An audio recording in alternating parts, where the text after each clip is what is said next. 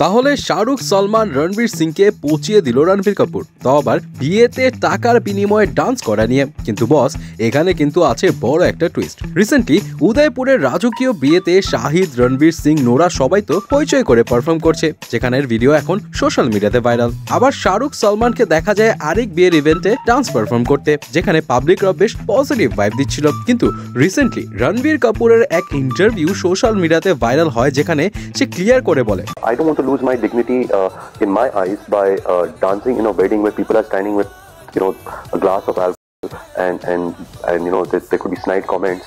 I wouldn't want to, see any of my family members doing that. টাকার জন্য সে কখনো কারো বিয়েতে নাচবে না, কারণ সে মনে করে পরিবারের মর্যাদা এবং তার নিজের মূল্যবোধ আছে, যেখানে এমন জায়গায় নাচা তার ব্যক্তিত্বের সঙ্গে যায় না। টাকা কামানো তার লক্ষ্যই না, বরং সে চায় মানুষ তাকে একজন অভিনেতা হিসেবে মনে রাখুক। আর বিয়ের ভিড়ে মদের গ্লাস হাতে দাঁড়ানো লোকের বাজে মন্তব্যের মাঝে নেচে নিজের চোখে নিজের মর্যাদা হারাতে চায় না সে। এটা একান্তই তার ব্যক্তিগত সিদ্ধান্ত। এটা তো এখন ছিল তার অনেক আগের একটা স্টেটমেন্ট, কিন্তু এইটা নিয়ে সোশ্যাল মিডিয়ায় ভক্তরা আবার দুই ভাগে বিভক্ত হয়ে যায়। বেশিরভাগ মানুষই টাকার জন্য তার এই বিয়েতে ডান্স করা নিয়ে করতে থাকে মজা, কিন্তু তর্ক বিতর্কের মাঝে মজার বিষয় সামনে আসে, যেখানে রণবীর কাপুরের আরেকটি ওল্ড ফুটেজ দেখা যায় সে নিজেই আনন্দ আম্বানির সঙ্গীত পার্টিতে ডান্স করছে। এখন দুষ্ট নেটিজনেরা মজা নিয়ে বলে, বুঝতে হবে ভাই, একেই বলে টাকার পাওয়ার। যে জিনিস কেউ করে দেখাতে পারেনি সেটা আম্বানি করে দেখিয়েছে। যদিও বলে রাখি, রণবীর ওই পারফরমেন্সের জন্য কোনো চার্জ করেননি, তাই টেকনিক্যালি তার বলা স্টেটমেন্টের বিপরীতে কিছুই হয়নি বলে অনেকের দাবি।